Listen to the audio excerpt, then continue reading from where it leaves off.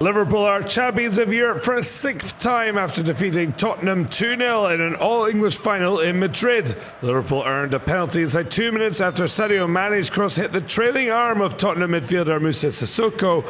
Mohamed Salah made up for being injured in last year's final against Real Madrid by scoring the resulting penalty. In a match of few chances, Divock Origi confirmed Liverpool's European crown with a goal 3 minutes from time.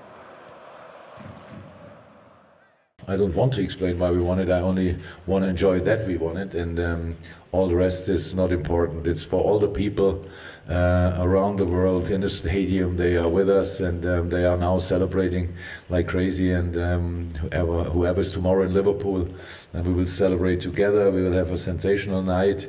I feel mostly relief, to be honest. It's so painful, but in the same time, we need to be calm in the way that we are going to talk or analyze the things, because I think we need to feel proud. The season was fantastic to finish on the top four and play the finals for first time in the history of the club.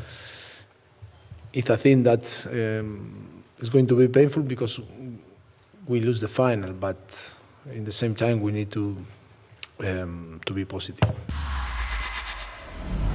Former Arsenal winger Jose Antonio Reyes has died in a car accident, aged 35, Spanish club Sevilla have announced. The Spaniard joined the Gunners from Sevilla and was part of the Invincibles, who were unbeaten in the 2003-04 season, winning the Premier League. He later won La Liga with Real Madrid on loan. Gael Monfils qualified comfortably for the fourth round of the French Open after beating French compatriot Antoine Hoang in straight sets 6-3, 6-2, 6-3. Monfils will next face Dominic Thiem, the world number 4, having overcome Uruguay's Pablo Cuevas. Well, it's better to have short games during the first week of Roland Garros because the second week is obviously more complicated. So I'm happy to have shorter games, even if I'm mentally tired and you have to focus because there's a lot of emotions. So now I just want to rest and be ready for Monday. Novak Djokovic is yet to drop a set at the French Open after beating Italian qualifier Salvatore Caruso to make the fourth round. Serb has never lost a Grand Slam match to a player ranked as low as world number 147. He's 3 wins away from the final and a possible meeting with 11-time champion Rafael Nadal. Juan Martin Del Potro made quick work of Australia's Jordan Thompson on Saturday, claiming a comprehensive win in exactly 2 hours. 1 year after reaching the semi-finals, the 8th seed is streaking towards a repeat run on the Terre Battue. The Argentine will next face Russian Karen Khachanov, who stopped Martin Klizan in straight sets to equal his best Grand Slam result.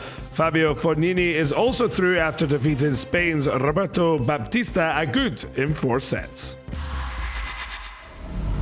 Sofia Kenin pulled off a stunning upset in the third round contest, defeating her fellow American Serena Williams 6-2, 7-5. The 20-year-old moved into the fourth round of Grand Slam event for the first time in her career after a 92-minute victory over the 23-time Grand Slam champion in their first meeting.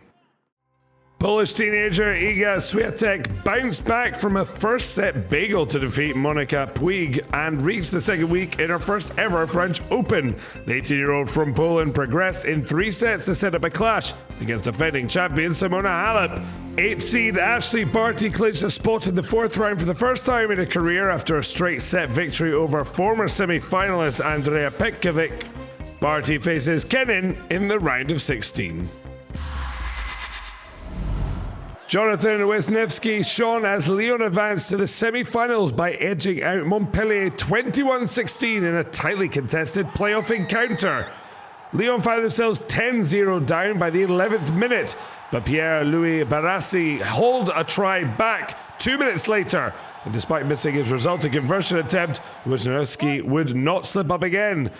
Montpellier edged ahead at the interval, but Wisniewski was on target again early in the second to nudge Lyon in front. Cruden kicked over to restore Montpellier's lead, but Charlie Ngatai found a way through to send Lyon through. Astana's Pello Bilbao beat Mikel Landa in a sprint finish to the line after the final big day of the mountains in the Giro d'Italia 2019. Bilbao took his second stage win of this year's race as Landa dislodged Primoz Roglic from third place in the standings as the Slovenian failed to finish in the front group.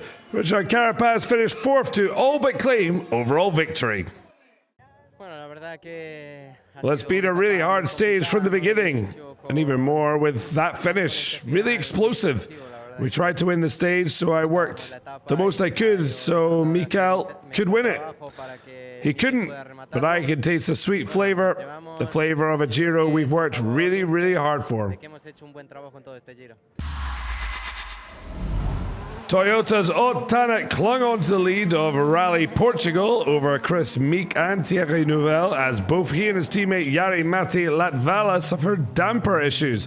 Tanak confirmed he was competing with a broken front right damper, and as a consequence his lead has been slashed to 4.3 seconds by teammate Meek. Northern Ireland's Meek moved up to second place going into the final day of Rally Portugal. Thierry Neuville is just under 5 seconds behind Meek.